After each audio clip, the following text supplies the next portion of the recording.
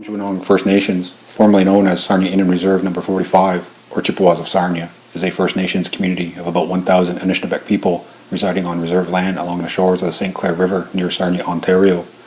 The reserve land is the result of Treaties Number 27.5 and Treaty 29, which were negotiated with the Crown in the 1820s. These treaties of the Huron Tract offered some compensation to the First Nations for the land surrendered, established the reserve, and formed the basis for Aamjiwnaang First Nations treaty rights.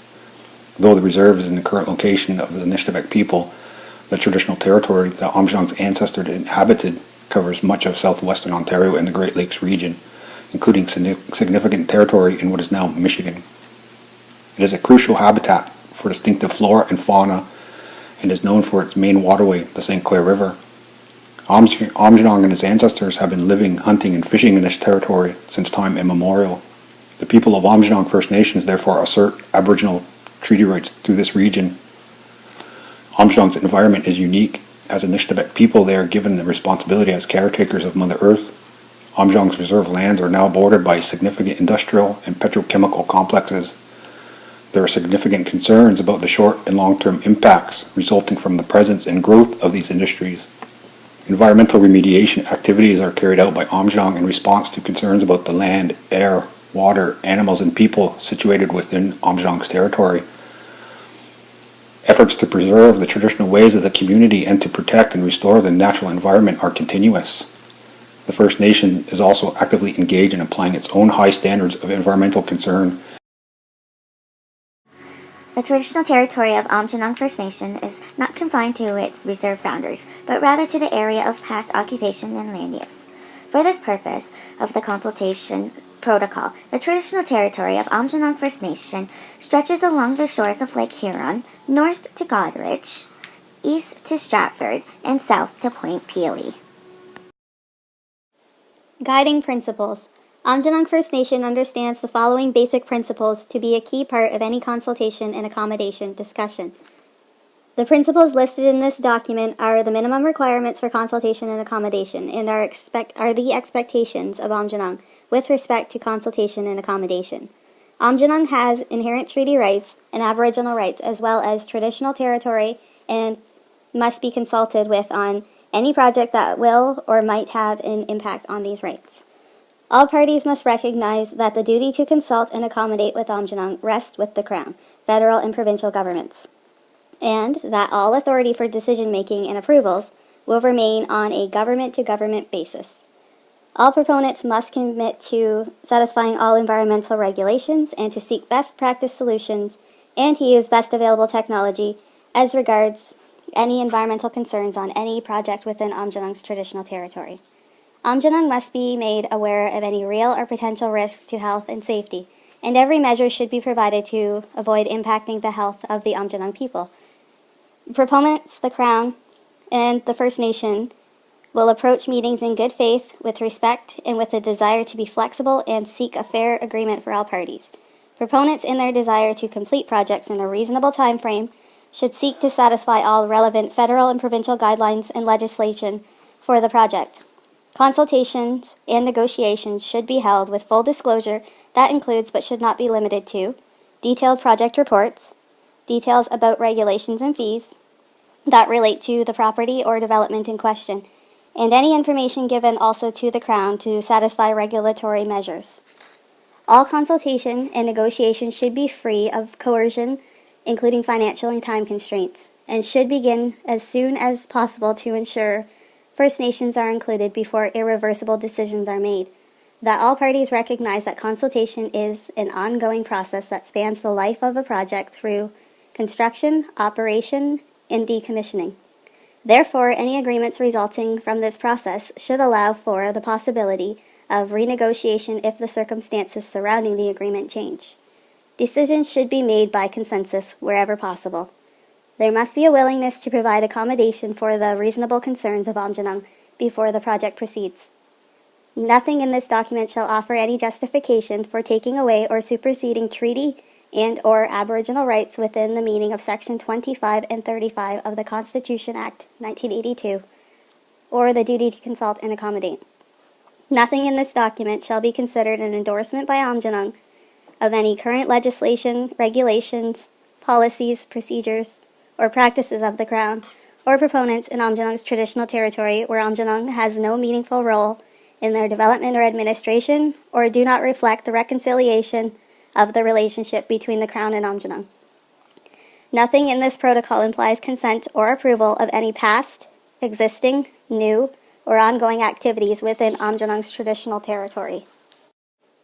Consultation principles. The Crown must initiate consultation at the earliest stage in the decision-making process, before decisions are made that infringe on Aamjiwnaang's title or rights, and without Aamjiwnaang first having to raise questions about the proposed activity.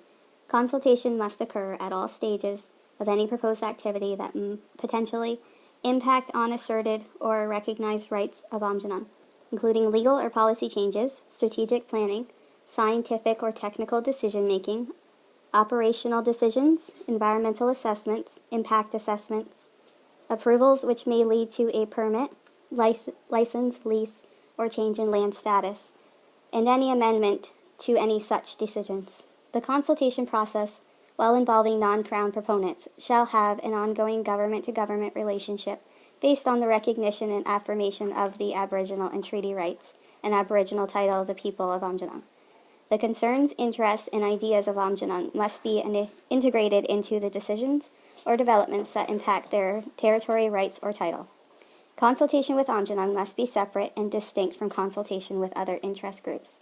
The Crown or its designate shall provide all necessary financial or other resources required by Aamjiwnaang in order to effectively participate in all aspects of consultation. All discussions must be undertaken in good faith, and all alternative options must be available, including a no-activity option, if the impacts of the decision or development are expected to cause undue infringement on Aamjiwnaang's rights, title, or people. Aamjiwnaang must be prioritized in any strategic level before operational decisions are undertaken. Resources and time must be provided to Aamjiwnaang in order to conduct the necessary studies or reviews to better understand the potential impacts or infringements that may occur as a result of the activity. The Crown. The Crown is responsible to respect and uphold the treaty and Aboriginal rights enshrined in the Constitution Act 1982 related to First Nations. Consult with and seek accommodate for Aamjiwnaang whenever there is an activity that may or will impact the treaty and Aboriginal rights of the community. Work with Aamjiwnaang on a government-to-government basis, uphold and honor the Crown. Consider and give reasonable consideration to Aamjiwnaang rights and interests. Proponents. The proponent is responsible to recognize that Aamjiwnaang is a level of government that seeks to uphold the treaty and Aboriginal rights held by Aamjiwnaang community members. Ensure that good faith consultation and flexibility guide relations with the Aamjiwnaang community with an aim to seek mutually beneficial solutions.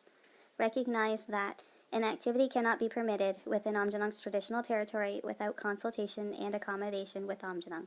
Recognize that the duty to consult rests with the Crown, and that any decision or agreement reached must ultimately be made on a government-to-government basis. Provide contact persons and all information in a timely manner to ensure that good communication is the cornerstone of effective and transparent consultation. Provide adequate details and information about the project and with any associated timelines or project schedules. Aamjiwnaang. Aamjiwnaang is responsible to provide information to proponents and the Crown when asked related to the Aboriginal rights and treaty rights asserted on or near the activity under discussion. Provide contact persons for whom inquiries may be made regarding the status and execution of the consultation process of Aamjiwnaang. Represent the views of community members at all times. Make a reasonable effort to provide Aamjiwnaang members with adequate notice of all major projects and time allowances for comments.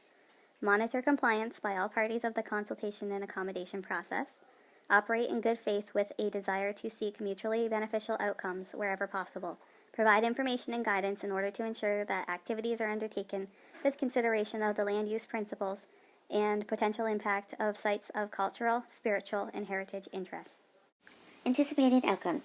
It is desired hope that all consultation will result in fair and mutual beneficial meetings that are conducted in good faith, without prejudice, and designed to incorporate Aamjiwnaang into decision-making process.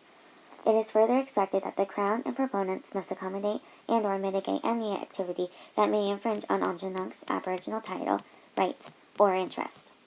I'll name a few common types of accommodation, but are not limited to. Modifications of the project include in scope, scale, or technology changes. Employment, joint ventures, training, land use planning, limited resource extraction and harvesting, hunting access, relocation of the project, equity in company, community use, buildings, financial compensation, and other arrangements.